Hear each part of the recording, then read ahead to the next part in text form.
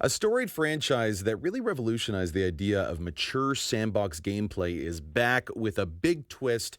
Hitman is here. I've been playing it, absolutely loved it, but you already knew I would like it. I talk about Hitman games all the time. The creative director on the game is joining us. He's going to explain more. Christian Elverdam is here. Thank you so much for joining the program. Thank you. It's a pleasure. How would you, because I know we're pressed for time here, what is the best way to describe this game to someone that's not familiar with it, never played it before? Well, I think it's the fantasy of that being an assassin in a contemporary world where you are sort of called in to take out high-profile targets sort of across the globe. So that is the core fantasy of the game. The nature of how you play the game is very much, as you described in the opening, a sandbox game. So what we basically say is that we create a small world for you to explore, but whatever happens in that world is completely up to you.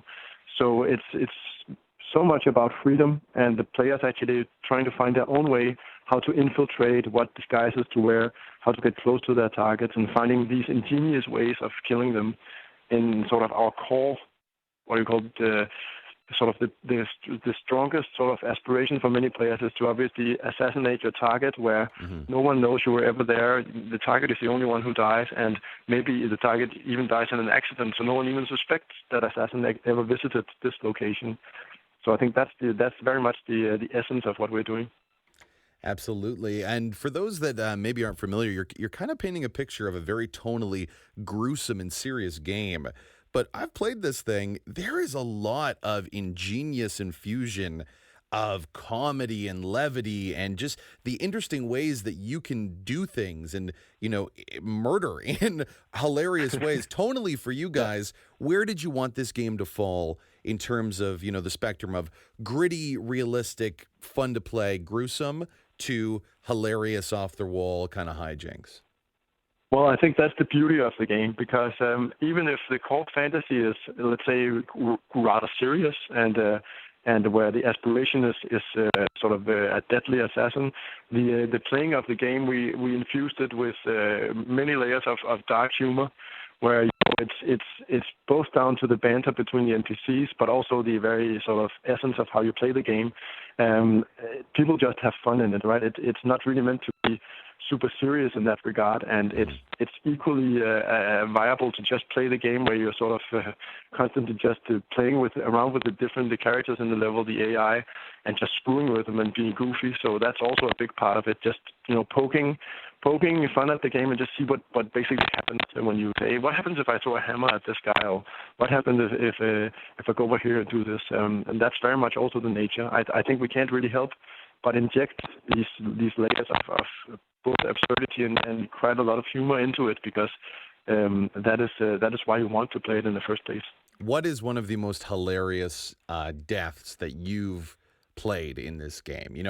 First of all, how do you play the game? Are you like a suit-only silent assassin, which I think is absolutely amazing and crazy way to play, or do you play all ways? And what's the most insane instances of death that you've perpetrated in the game so far? Well, that is, again, for me personally, it's as varied as the people who play it as well. I mean, I think there are two. I would say there are two experiences I typically go for when I play the game. One of them is trying to find the nuggets that we built. So one of the most hilarious kills in the very opening of the game is luring this guy into the cockpit of a MiG fighter jet that he's going to fly. And then you've rigged the ejector seat, and you simply just go over the steps of this whole safety procedure until you finally make the guy sort of eject himself out of the jet plane while still grounded inside the airplane hangar, which is the whole way that plays out with our sort of main character, 1847. He's super dry, and I think the humor in that moment is quite hilarious. But then there's also I would say the crazy moments you can create yourself. And actually, what we watched also, we had the beta up and running where we invited a lot of people to come in and try the game, and we saw, countless of crazy playthroughs. Some guys managed to, I think they knocked out everyone in the we have this sort of small military base you infiltrate. It's set in sort of in Cuba, but you infiltrate it, and they managed to knock out all the guards in the level with a hammer. leaving only the target sort of conscious in the end. And just seeing that is it's hilarious. I mean, it's hard to describe it. I think people should try to maybe check out YouTube or Twitch and see some people playing it. It gives you a good feel for just how crazy things can go. VGS here speaking with the creative director, Christian Elverdam, on the new Hitman game that's blowing up right now. The biggest piece of controversy, you guys have adopted a new way to develop this game and send it to the masses. It's episodic. So this week, for the low price of about $15, what are we getting in the Hitman game and what is still to come? Quickly, if you could. Yeah, absolutely. No, I mean, for the launch of the game, we have the prologue, which is the opening of the game, teaching you how to play it. Takes place 20 years before the main storyline of Season 1.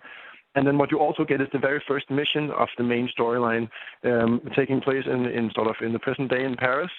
So a very contemporary setting where you're infiltrating this high-class venue that's both hosting a fashion show and then this clandestine spy ring, and you have to eliminate this Russian oligarch. So that's very much the package for the first episode. Then a month after the next episode is out, which takes you to Italy and some other new targets as well. Obviously, as you mentioned yourself, a lot of people are sort of curious as to what's going on with this new format. I think first of all, I mean, this is exactly why we created the intro pack to begin with, that you can just jump in and try it, and at a very sort of modest price point, just to figure out whether the game is something for you or not. Because we realize we're trying something bold and completely new in that regard, and that will always leave some people saying, I don't know. We also said that eventually there will be a disc when everything is done, if you're more that kind of player.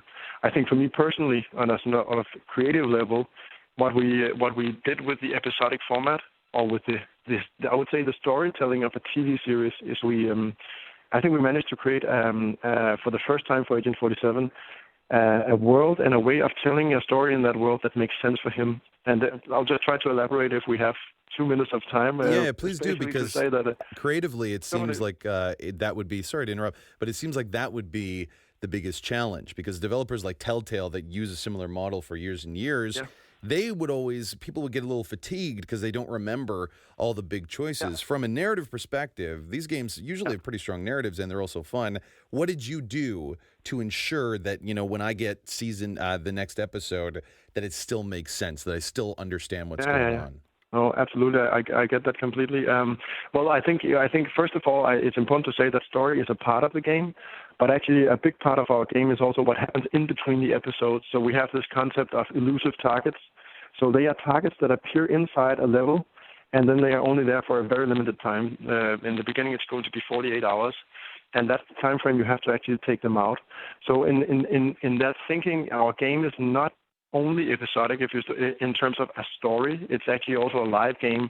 We have all sorts of different contracts appearing inside the world at very regular intervals, where you get challenged to do different things into the levels. So in that sense, I think story is a very good way of motivating what's going on in the game, but you're not on the spot for remembering everything that necessarily happened. It's not crucial to your success in the game. Even so, there is obviously sort of an area inside the game dedicated for you if you want to recap the story and see what went on. But the reason why episodic makes sense in a more narrative context is mainly because if you compare to maybe other known characters, Agent 47 is a very minimalistic guy in terms of his inner motivation and how people see him. Our fans typically love him as this blank canvas. And if we try to apply a normal cinematic from let's say a Hollywood movie, you have this hero's journey where your hero undergoes certain ordeals, he overcomes his enemies, he challenges himself and comes out on the other side as a better and changed person, basically. And people don't want that with Agent 47. So if you think about what's going on with all the TV series out there, I mean, one of the things that I think is a very good example would be take Sherlock Holmes. The sort of super well-known detective. This guy is as well sort of a little bit of a sociopath. He's brilliant at what he does, and you love to see him solve mysteries. And the part of the excitement is that every episode in this case would be a new mystery to solve. It's not so much the plot you need to follow, but the mystery and the fascination with watching him work. And you don't expect Sherlock Holmes to change as a character that much. You just love to see him under pressure And then around him, you have interesting characters like Dr. Watson or Moriarty's nemesis. In fact, I believe Sherlock is a little bit bored when Moriarty is dead, right? What his life almost has no meaning anymore because he thrives for that. And I think that analogy is really good with Agent 47 as well. He's the master of the craft, called in to sort of eliminate these high-profile targets that no one else can get to. And that's the excitement for the players, that every episode is a new a new target, and it's a new location in the world. And you're just fascinated by following Agent 47 doing that. And then what we're also doing is we're introducing new characters into the seasons around Agent 47 that will create this overarching web, this overarching story for him to take part in. And it feels way better for us when we tell stories about Agent 47 that way. Well, thank you again, speaking with the creative director, Christian Elverdam, on the new Hitman game. It's a new take, it's a new twist on how these games are developed. Take it from me, I've played it for about 15 hours. It feels like the old, fun Hitman. Cannot wait to stop this right now and play some more. Thank you so much for taking the time. Thank you, guys. You have a good one. This is Andy Borkowski, VGS Talk Radio, AM 640.